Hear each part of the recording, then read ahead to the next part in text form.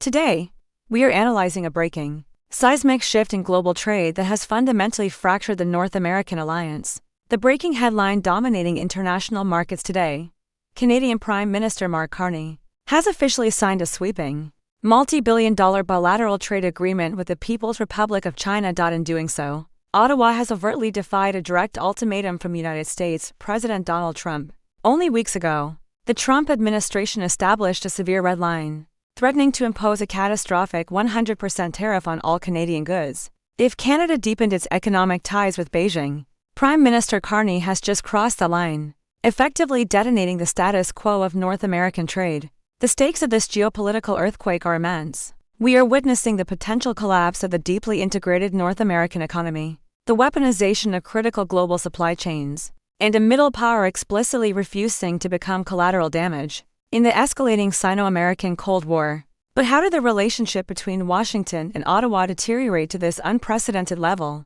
What exactly is in this controversial deal with Beijing? And what happens to the global economy when the United States imposes a 100% tariff on its largest trading partner? Let us dive into the facts. To understand the sheer magnitude of this rupture, we must first look at the historical context of the board. For nearly a century, the United States and Canada have operated the most lucrative, deeply integrated bilateral trade relationship on the planet.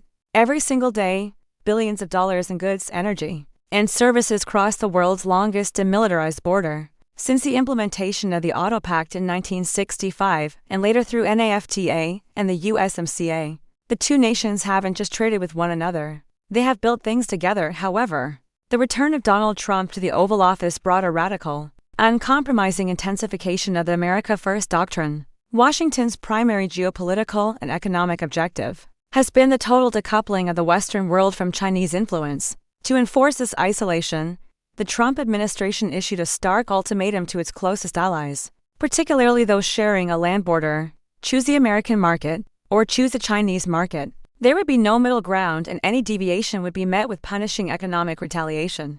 Enter Mark Carney, a technocrat and former central banker. Carney took the helm in Ottawa, facing an American administration increasingly hostile to foreign imports regardless of allied status. Recognizing that Canada's total reliance on the United States market was a severe vulnerability, Carney initiated a doctrine of aggressive economic diversification.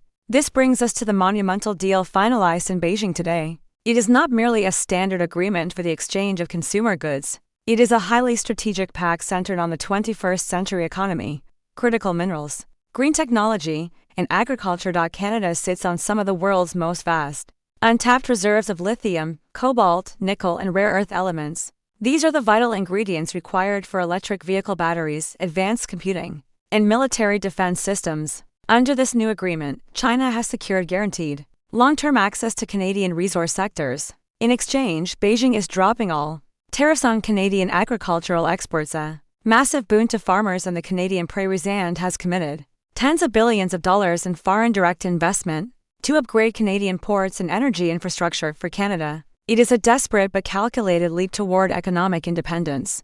But for Washington, it is an unforgivable breach of trust. As with any geopolitical crisis, there are conflicting narratives at play, and it is vital to examine the perspectives driving both capitals. From the perspective of the Trump administration, this trade pact is a severe national security threat. The White House and hawkish members of Congress view Canada's pivot not as an assertion of sovereignty, but as a willing capitulation to the Chinese Communist Party. Washington argues that China will use Canada as a Trojan horse, a geographic and economic backdoor to infiltrate the North American market.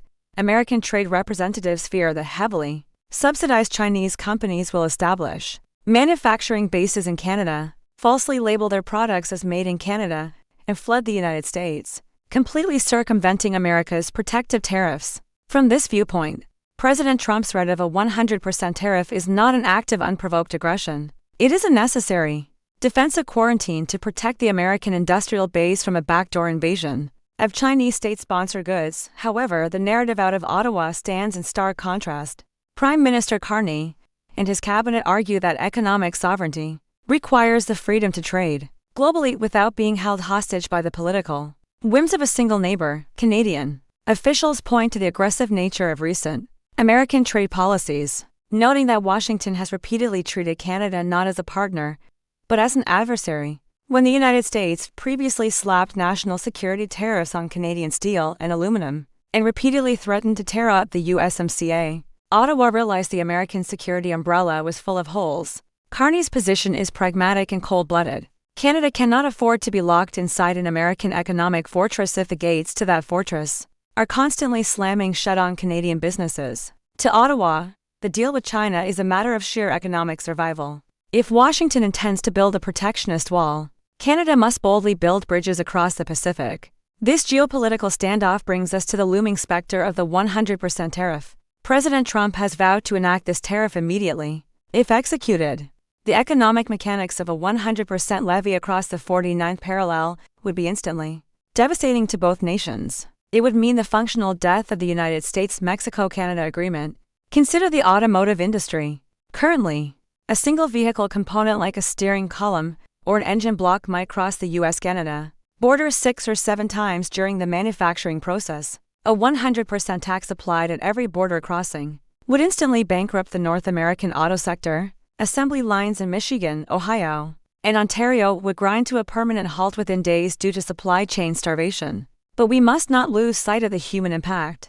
Behind the macroeconomic statistics and the political theater, everyday citizens are about to bear the brutal brunt of this trade war. In the United States, consumers will face a historic shock at the checkout counter. Canada is the largest foreign supplier of energy to the United States, including crude oil, natural gas, and electricity. Doubling the cost of Canadian imports means American energy prices will skyrocket, pouring fuel on the fires of domestic inflation. The cost of raw materials for American housing construction, heavily reliant on Canadian lumber, will soar, pricing countless families out of the housing market. Meanwhile, in Canada, the human toll will be equally severe in the short term. Entire communities built around cross-border logistics, trucking, and manufacturing face immediate mass layoffs. While Prime Minister Carney has promised that Chinese capital will eventually replace lost American revenue, the transition period will be a grueling test of national endurance for the Canadian working class. Historically, we have seen trade disputes between these two nations, from softwood lumber to dairy quotas. We even saw a deep freeze in Sino-Canadian relations just a few years ago, over the arrest of a Chinese tech executive in Vancouver. But we have never in modern history seen a complete rupture of this magnitude. This is not a tariff dispute. It is a fundamental realignment of the global economic order. Canada is signaling to the rest of the world that the era of uncontested American economic hegemony may be drawing to a close, and that middle powers must chart their own course in a multipolar world. This brings us to a critical, perilous crossroads in global politics. The United States has drawn a definitive line in the sand, and Canada has boldly stepped right over it. The integrated North American economy now stands on the edge of a precipice. This leaves us with a set of thought-provoking, urgent questions for you, our viewers. First, is Prime Minister Mark Carney's pivot to China a brilliant, necessary masterstroke to secure Canadian economic independence? Or is it a fatal miscalculation that will destroy Canada's relationship with its most vital ally? Second, does President Trump's threat of a 100% tariff genuinely protect the American worker? Or will it ultimately trigger a devastating recession by crippling the United States' own supply chains and spiking domestic inflation? And finally, as allied nations watch Washington threaten its closest neighbor, will this push other Western countries to silently seek their own side deals with Beijing to protect their economies? We want to hear your perspective on these incredibly complex issues. Drop your thoughts in the comments below, and let's get a thoughtful, critical conversation started. If you appreciate factual, deep-dive political journalism that looks at every angle without the sensationalism, please hit that subscribe button. Turn on notifications so you never miss an in-depth report.